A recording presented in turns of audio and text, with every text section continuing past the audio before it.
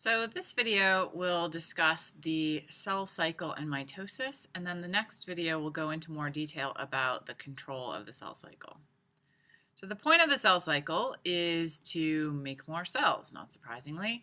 And the cell cycle is sort of like a life cycle of the cell. It begins when the cell is produced, along with usually a sister cell, and it ends, the end of the cycle is when that cell then divides itself and produces two new cells. So before we can talk too much about the cell cycle, we need to know a little bit about chromosomes and chromosome structure. And we're going to focus here on eukaryotes.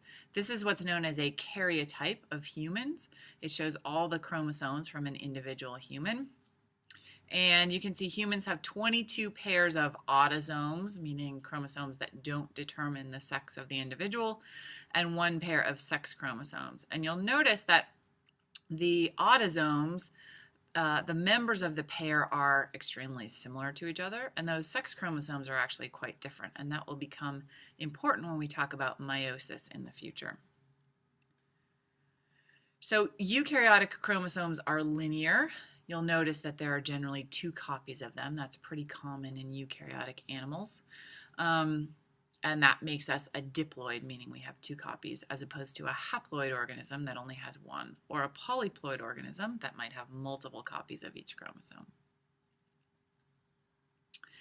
So this is a bit more close-up picture of a chromosome, and you'll notice, interestingly, that it looks like it's 2 chromosomes. It's actually 2 DNA strands stuck together.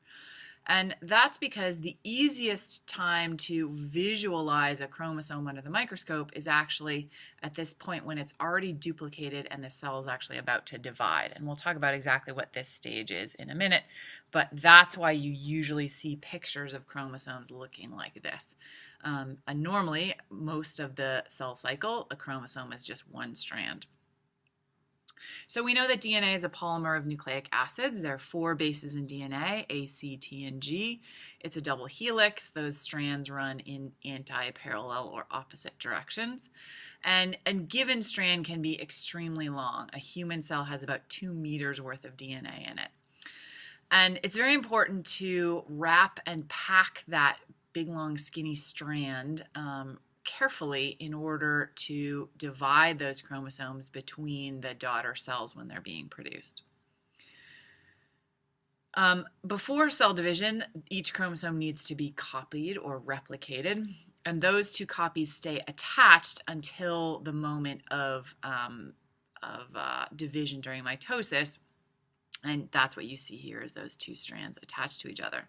The place at which they're attached is called the centromere, and that's a specific DNA sequence that allows for proteins to bind to the DNA and keep those 2 sister chromatids attached to each other.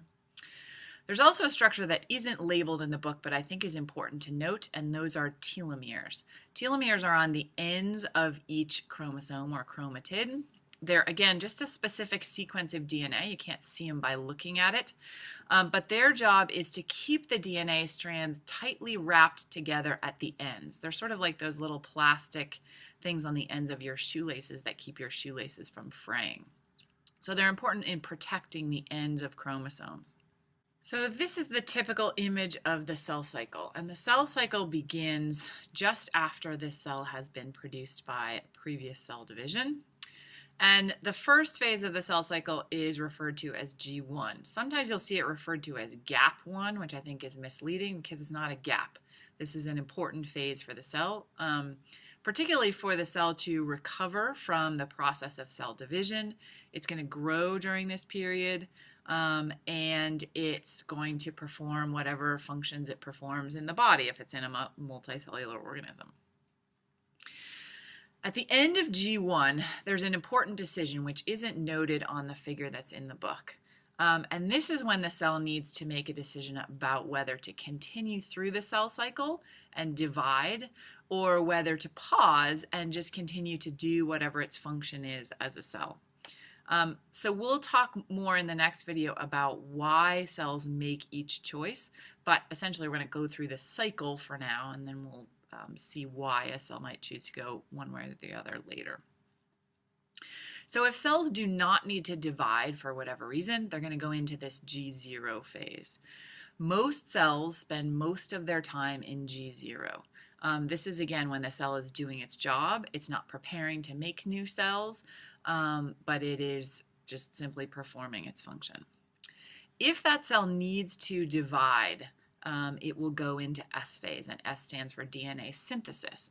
This is when the DNA is copied.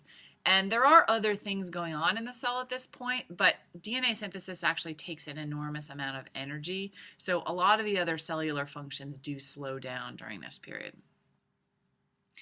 Once this DNA has been replicated, the cell is committed to dividing, or it will eventually die. It's not good for mammalian cells to have more than 2 copies of their DNA, and so it will need to divide eventually.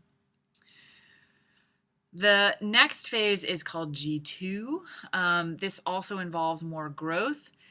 Usually organelles are replicated and divide during this period in preparation for cell division. Mitochondria and chloroplasts actually kind of divide on their own schedule, and you might think about why that might be, but they need to finish dividing by the end of this phase. Additionally, in this phase, the centrosomes form, and those will be important for the process of mitosis. So collectively, G1, S, and G2, and actually G0 as well, are known as interphase. And interphase is kind of also a misnomer. It sort of implies that nothing else is going on, but this is actually the majority of the time of most cells. And these last phases here are mitosis and cytokinesis, and we're going to look at those in more detail. Those involve the division of the chromosomes and the cell materials.